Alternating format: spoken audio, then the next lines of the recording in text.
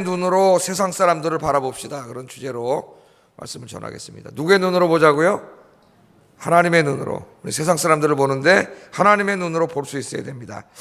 이 세상 사람들을 바라보는데 두 가지 눈이 있어요. 우리는 이제 이 육의 눈으로 일단 봅니다. 그죠? 우리 눈에 보여요. 그럼 저 사람이 어떻게 생겼는지, 뭐 키는 큰지 작은지, 건강한지 약한지 이런 게 보이고, 저 사람의 돈은 얼마나 있는지 또 뭐 이런 게 보이죠. 사회적인 지위는 어떤지, 출세한 사람인지, 성공한 사람인지, 권력이 있는 사람인지 없는 사람인지 우리는 이 눈으로 보고 다 평가를 합니다. 대부분 예수 믿는 사람도 이 눈으로만 봐요. 육신의 눈으로만. 그래서 때로는 부러워하기도 하고 시기 질투하기도 하고 그렇잖아요. 근데 우리는 이제 이 세상 사람들을 바라볼 때 이 육신의 눈으로만 바라보면 안 됩니다. 하나님의 눈으로 바라볼 수 있기를 주의 이름으로 축복합니다. 하나님의 눈으로 바라보면 전혀 다른 모습이 보입니다. 다른 모습. 자, 이 본문이 바울이 이 가이사랴 감옥에 2년 동안 구류되어 있는 동안, 어제 이제 그 말씀 좀 생각해 봤습니다. 총독 베스도와 이 이스라엘 북쪽 지방의 분봉왕이었던 이 헤롯 아그리파 2세에게 복음을 전하는 그런 내용입니다. 그러니까 감옥에 갇혀 있는데 이 사람 대단한 사상가고 또 막 부활을 이야기하고 그러니까 한번 불러가지고 무슨 말을 하는지 한번 네가 전하는 걸 이야기해봐라. 이런 기회를 줘서 이제 이 왕과 총독 앞에서 이야기할 수 있는 기회를 얻게 됐지요. 그럼 여러분 한번 생각해 보세요. 지금 이 사도 바울 앞에 있는 사람이 누구예요? 총독이에요. 로마 총독. 어마어마하게 높은 사람입니다. 또 한 사람은 누구예요? 로마 황제의 명을 받아가지고 이 예루살렘 북쪽 지방을 다스리고 있던 헤롯 아그리파 2세라고 하는 분봉 왕이에요. 왕과 총독입니다. 어마어마한 사람이에요. 두 사람이. 대통령과 국무총리예요. 한번 그렇게 생각을 해보세요. 이 두 사람 앞에서 복음을 전하는 거예요. 그럼 여러분 한번 생각해 보세요. 두 사람이 육신의 눈으로 우리가 보면, 이 눈으로 보면은 이 사람들이 뭐가 부족한 게 있겠습니까? 최고의 권력자입니다. 그렇죠? 남들이 부러워하는 자리 꼭대기 최정상에 올라간 사람들이에요. 돈도 많은 사람들이고 권력도 대단한 사람입니다. 이 사람은 누굽니까? 죄수예요. 죄수. 감옥에 있는 죄수예요. 죄수와 왕과 총독 비교가 되지 않는 사람이에요. 그런데 오늘 이 말씀을 보면 바울은 이 두 사람을 굉장히 불쌍한 사람으로 여깁니다. 불쌍한 사람으로. 우리 육신의 눈으로 보면 불쌍하면 자기가 불쌍하지, 감옥에 가 있는데. 근데 바울은 자기가 불쌍한 사람. 누가 불쌍한? 아까 뭐라 그래요? 제일 마지막에 당신도 내가 결박된 것 외에는 나와 같이 되기를 원합니다. 그렇게 이야기하셨습니까? 얼마나 확신에 가득 차 있어요. 하나님의 눈으로 바라보니까 저 두 사람이 불쌍한 사람이에요. 뭐 눈으로 바라보면 대단하게 화려한 옷을 입고 자색 옷을 입고 뭐 왕관을 쓰고 뭐 온갖 걸 다 두르고 있었겠죠. 그러나 하나님의 눈으로 바라보니까 이 불쌍한 인간들이에요. 불쌍한 인간들이. 왜? 사탄에게 끌려다니면서 죄 짓고 살다 지옥 갈 인생이에요. 이 하나님의 눈으로 보니까 불쌍한 사람들이라는 거예요. 그래서 오늘 이 시간에 우리의 눈이 이제 이게 수술이 돼야 돼요. 영적인 수술을 좀 받아야 돼요. 그래서 이 안 믿는 사람들을 바라볼 때 여러분 이 육의 눈으로 바라보지 말고 영의 눈으로 바라봐서, 하나님의 눈으로 바라봐서 불쌍히 여길 수 있기를 주의 이름으로 축복합니다. 이 불쌍한 마음이 들어야 돼요. 그 사람이 아무리 저기 가는데 무슨 람보르기니니 이런 차를 타고 가고 어마어마한 집에 살고 이게 뭐 합니까? 조금 있으면 죽어갖고 지옥 갈 인생인데. 예수 안 믿는 사람 보면 어떤 마음이 들어야 돼요? 우리에게 불쌍한 마음이 들어야 돼요. 이 감옥에 2년 동안 갇혀있는 죄수가 여기 지금 왕과 총독을 바라보고 불쌍히 여기서 나와 같이 되기를 원한대잖아요. 나와 같이. 자기 죄수인데. 하나님의 눈으로 바라보면 누가 복 받은 사람이에요. 오늘 이제부터 이 세상을 바라보는 우리 눈이 바뀌어야 돼요. 오늘 하나님이 여러분 좀 이 눈을 수술해 주시기를 주의 이름으로 축복합니다. 자, 복음 전할 기회를 얻었어요. 어제 이 부분을 잠깐 생각해 봤죠. 왜 하나님이 이 로마로 가서 복음 전해야 된다 이렇게 찾아오셔서 말씀하셔놓고 금방 보내주실 줄 알았는데 2년 동안 감옥에 이렇게 두셨느냐. 어제 제가 그런 설교를 하면서 하나님께서 기다리게 하실 때는 다 하나님이 뭐가 있어요? 뜻이 있다 그랬어요. 나를 감옥에 가두시고 기다리게 하시고 고난의 시간을 주실 때는 다 괜히 그런 게 있는 게 아니에요. 그래서 하나님의 백성에게 일어나는 모든 고난은 다 하나님의 뜻 가운데 일어나는 줄로 믿습니다. 오늘 여기 보면은 감옥에 있었기 때문에 누구에게 복음을 전할 수 있어요? 총독과 왕에게. 다른 때 같으면 가서 가까이 가지도 못하는 사람이에요. 저기 바깥에서 자유롭게 복음을 전했다면은 총독과 왕을 만나서 어떻게 복음을 전했겠어요? 근데 감옥에 들어갔기 때문에 거기서 이 왕과 총독에게 복음을 전할 수 있었습니다. 그러니까 하나님이 행하시는 이 섭리는 굉장히 오묘해요. 우리가 다 알지 못해요. 그러니까 함부로 얘기를 하면 안 돼요. 우리는 요 앞만 보고 착 함부로 입이 팍 튀어나오는데 그렇게 하면 안 돼요. 하나님은 멀리 보고 계세요. 멀리. 여러분 기도하시면 하나님의 멀리 세워놓은 계획이 보입니다. 그게 깨달아져요. 다는 모른다 할지라도 성령께서 하나님께서 이렇게 가르쳐 주세요. 여러분 개인에 대한 것도 마찬가지예요. 그래서 기도를 많이 하세요. 기도를. 이 새벽 기도 나오기가 힘들죠. 근데 저는 이렇게 제가 생각하면은 꼭 제가 운동하는 것에다 이렇게 보면 똑같아요. 주일날 다 끝나고 가면은 어떨 땐 당회까지 끝나고 가면 파김치가 돼가지고 소파에 앉아서 졸아 이게 졸다가 7시에 축구하러 가야지 운동하러. 그리고 가가지고 어떨 때는 거기서 차 세워놨는데 너무 졸려가지고 차에서 5분 자다가 간 적도 있어요. 그래도 가서 뛰어요. 뛰면 정신이 나요. 돌아오면 피곤하잖아요. 샤워하고 자면은 피곤할 것 같은데 이상하게 잠을 푹 자요.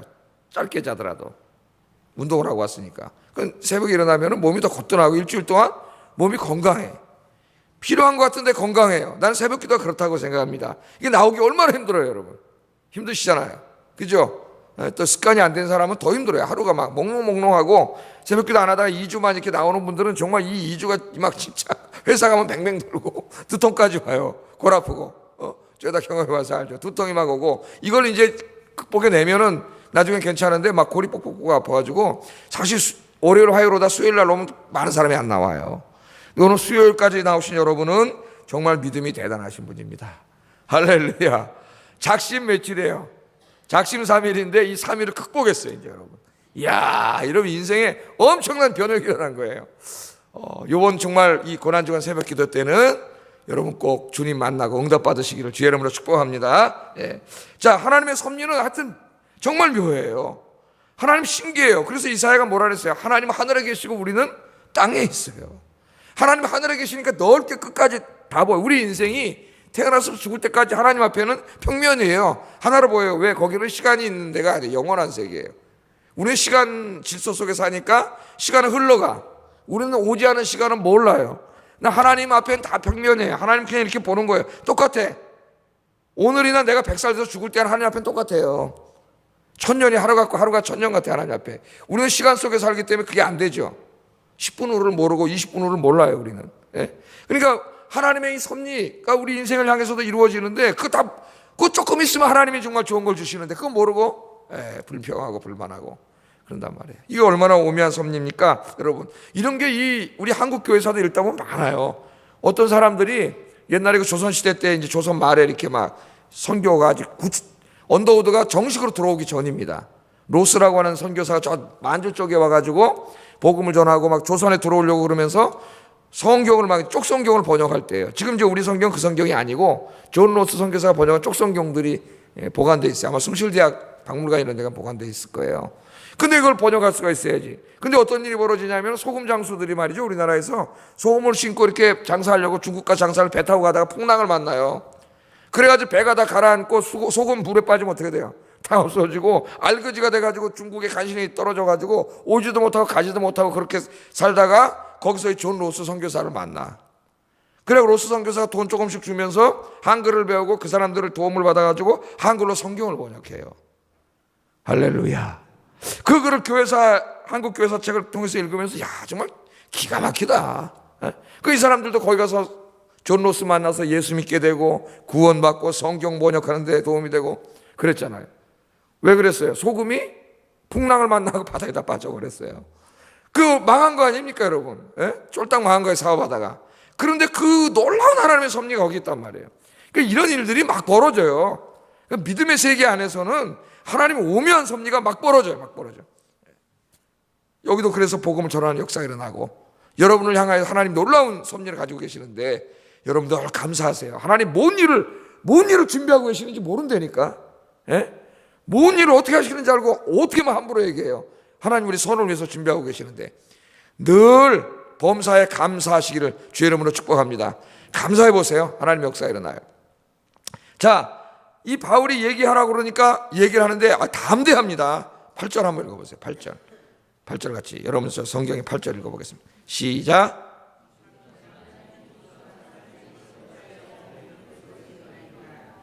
아멘. 당신들이 누구예요? 지금 여기 왕과 총독이에요. 왕과 총독 앞에 뭐라 그래요? 하나님이 죽은 사람을 살리심을 어찌하여 못 믿을 일로 여기십니까? 하면서 예수님의 부활에 대해서 담대하게 이야기합니다. 왕과 총독 앞에서.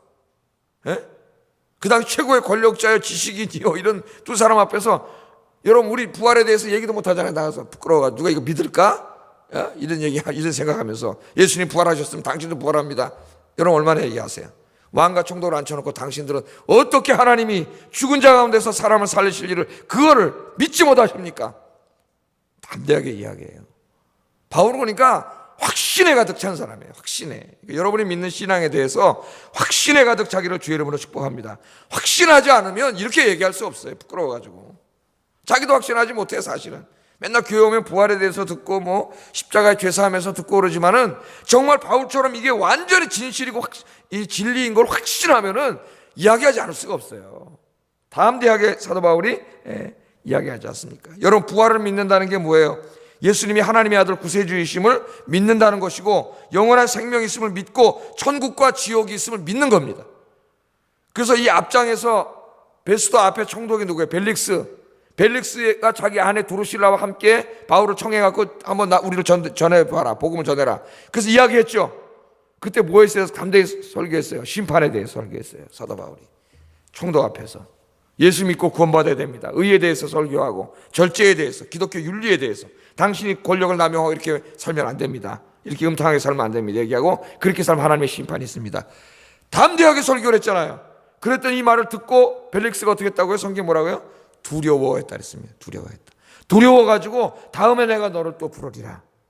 그러니까 이 진리의 말씀이기 때문에 우리가 이걸 부끄러워가지고 이야기하지 않아요. 이걸 진짜 이야기하면은 제가 어떻게 한다고 저 사람이 두려워합니다. 그 앞에서는 그런 게 어딨냐고 큰 소리 치지만은 그날 밤 집에 가서 두려워해요.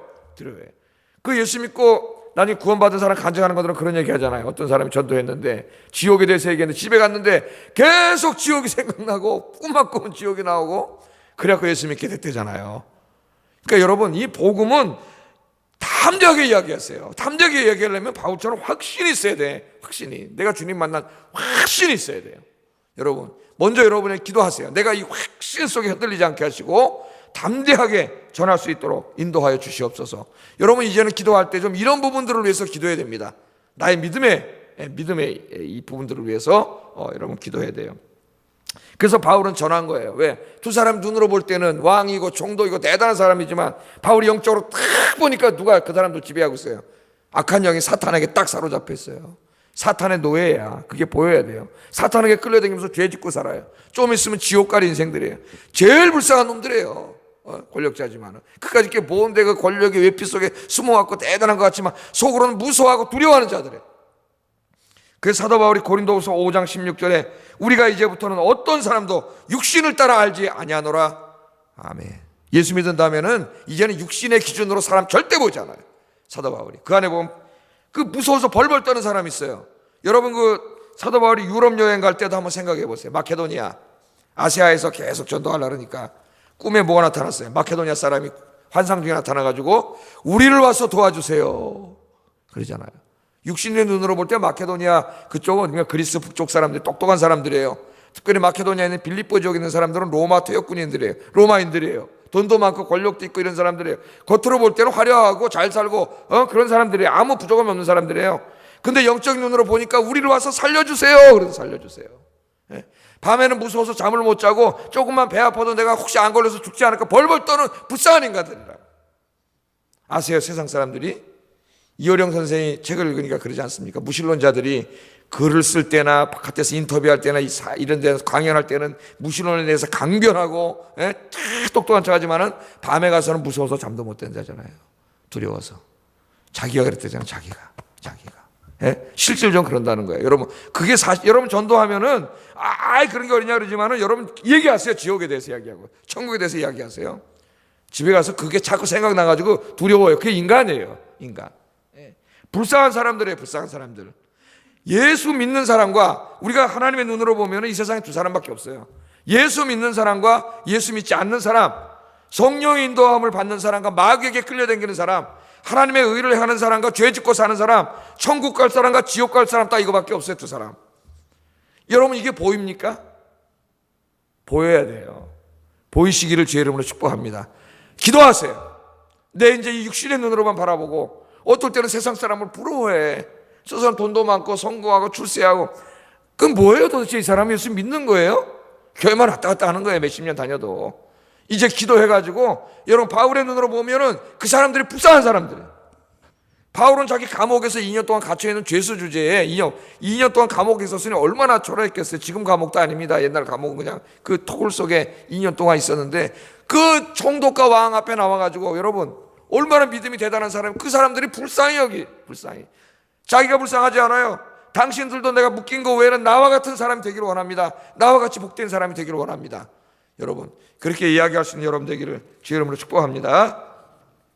축복합니다. 아멘을 크게 하세요. 아멘을. 잠도 싹 사라지고 축복합니다. 불쌍히 여기세요. 불쌍히. 그게 불쌍히 여기가 진짜 그리스도인이 된 거예요. 여러분 오늘 집 나가서 시장에서 만나고 학교에서 만나고 이런 사람들이 불쌍히 여겨줘야죠. 그래야 전도할 거 아니에요. 전도가 뭐예요? 그 지옥 갈 인생 구원하는 거예요. 그 생명을. 그게 전도예요. 자, 그런데 오늘 바울이 전도를 하는데 간증을 합니다. 간증. 자기 이야기를 해요. 자기 이야기. 그래서 첫 번째는 예수 믿기 전에 내가 어떤 사람이었는가 9절에서 12절까지 이야기하지 않습니까? 아까 8절에 보면은 왜 하나님이 죽은 사람을 살릴 것을 믿지 않습니까? 이야기한 다음에 바로 간증을 해. 나도 사실은 안 믿었었습니다. 그렇게 얘기를 하죠. 나도 학자잖아요. 바울이 최고의 학자 아닙니까? 아까 뭐라 그래 베스토가 네 많은 학문이 너를 미치게 해. 또 다른 바울아 네가 미쳤다. 미쳤다. 그 많은 학문이 너를 미치게 했다. 그러니까 총독이 볼 때도 어마어마한 학자예요, 이 사람이. 근데 이 사람 바울이 뭐라 하냐면은 나도 안 믿었다는 거예요. 그래가지고 예수가 부활했다고 하는 사람들 잡아다 죽이고 족치고 고문하고 그 도를 내가 파괴하려고 했던 사람입니다. 그렇게 이야기하잖아요. 그래서 전도할 때 여러분 예수 믿기 전에 나의 모습 그 이야기하는 게 중요합니다. 나도 예수 믿기 전에 어떤 사람이었는가, 기독교에 대해서 어떻게 생각했는가. 그래서 여러분 한번 정리를 해보세요.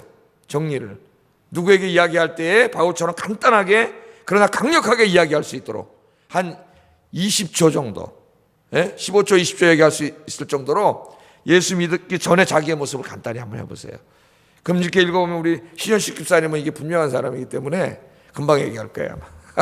야, 너 나 알잖아. 예수 믿기 전에 내 교회 맨날 욕하고 교회 왜 댕기냐 그랬던 사람인데 딱 증거예요. 바울하고 똑같아. 그래서 증거잖아요. 그래서 한번 그 정리해 보세요. 바울이 이야기합니다. 그 다음에 이제 두 번째 얘기가 무슨 얘기예요?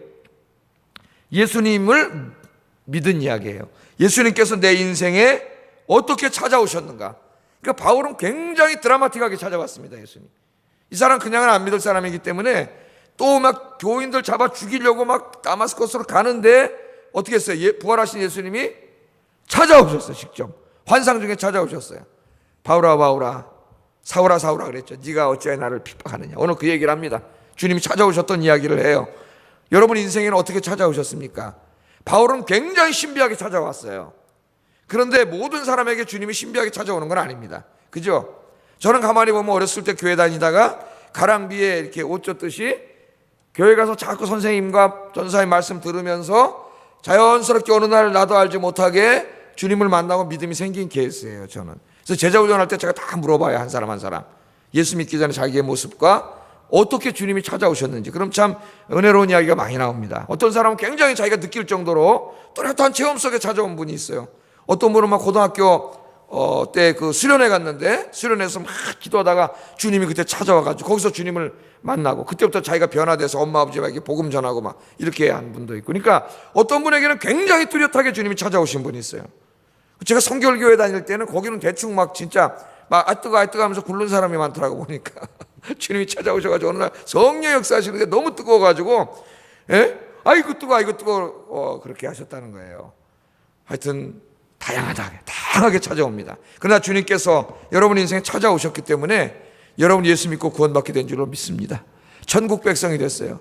내 인생에 예수님이 어떻게 찾아오셨는지 이 이야기도 한 20초 정도 빨리 이야기할 수 있도록, 아주 드라마틱하게 이야기할 수 있도록. 내가 아까 이런 사람이었는데 어느 날 주님이 내 인생에 찾아오셨습니다. 그 이야기를 하세요. 그 이야기, 자기 이야기. 그 정리를 해보세요. 한 20초 정도. 그 다음에 세 번째 한 이야기가 이제 19절에서 13절에서 18절까지 나오고, 그 다음에 마지막 이야기가 이제 예수님을 믿은 후에 내 인생이 어떻게 바뀌었는가를 이야기하잖아요. 19절부터 23절까지. 예수님 만난 이후에 내가 그 부활하신 주님을 만나고 그분이 정말 하나님의 아들이요 메시아요 구원자임을 깨달은 이후에 주님이 하신 사명을, 주신 사명 가지고 그 부활의 주님을 열심히 증거했더니 유대인들이 나를 박해해가지고 내가 오늘 여기 잡혀 있습니다 이야기하잖아요. 예수 믿은 이후에는 세상의 모든 것들을 다 배설물로 여기고, 그죠? 자기 가치관이 완전히 바뀌었어요. 이 생명의 복음, 생명을 살리는 일에 전 세계 땅끝까지 돌아다니면서 복음을 증거하는 사람으로 내가 변했습니다. 이렇게 얘기하는 거예요. 한 1분 정도. 그래서 제가 지난번 설교 때도 한번 얘기했지만은 자기 간증을 한 1분 정도 이야기를 하면 자꾸 써서 요약해서 정리하세요. 그 이야기가 있어야 됩니다. 그래야 내가 복음을 전할 때 한 짧은 시간에 한 1분 동안 아주 강력하게 이야기할 수 있어요. 강력하게. 어제 제가 이야기했던 그 윌로크릭 교회 예수를 전염시키는 사람들, 그 교회는 모든 교인들이 1분짜리 간증문을 다 쓰게 해요. 다 가지고 있습니다, 자기가. 우리도 어떤 기회를 통해서 한번 그걸 써가지고 가지고 있어야 되는데, 그래서 자꾸 첨삭 해가지고 정말 읽으면 아주 너무 감동적으로, 여러분 간증 들으면 은혜 받잖아요. 1분짜리 간증인데 이거 읽으면 굉장히 드라마틱한 이야기. 정말 나도 한번 예수 믿어볼까? 정말 저 사람 저렇게 불행한 사람이었는데 예수 믿고 이렇게 행복해졌다는데, 나도 지금 너무 불안한데, 너무 아픈데, 힘든데, 고통스러운데, 우울한데 나도 한번 예수 믿어볼까? 그런 마음이 생길 정도의 한 1분짜리 써보세요. 오늘부터. 예수 믿기, 그러니까 세 가지예요. 예수 믿기 전, 예수님이 나에게 찾아온 그 사건, 예수 믿고 나에게 찾아온 변화, 행복, 기쁨, 새로운 인생, 요걸 하면 한 1분 정도로 정리를 하세요.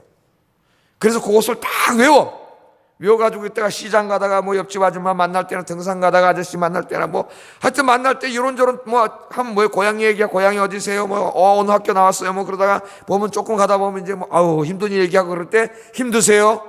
그때 딱 치고 들어가는 거예요. 아이고 저도 참 힘든 때가 있었습니다. 너무 힘들어서 그래서 자살하려고 그랬는데 그때 친구를 통해서 예수님이 내 인생에 찾아올 예수님 믿고 내가 너무 행복해졌습니다. 이렇게 1분만 다 얘기하면은 강력하게 전도가 되는 거예요. 그게 없기 때문에 전도하려면 뭐부터 얘기하지? 택시를 탔어. 뭘 얘기하지 이 사람한테? 맨날 버무리다가 그냥 오는 거. 한 번도 전도 못하는 거예요. 1분짜리를 딱 정리해 놓으세요.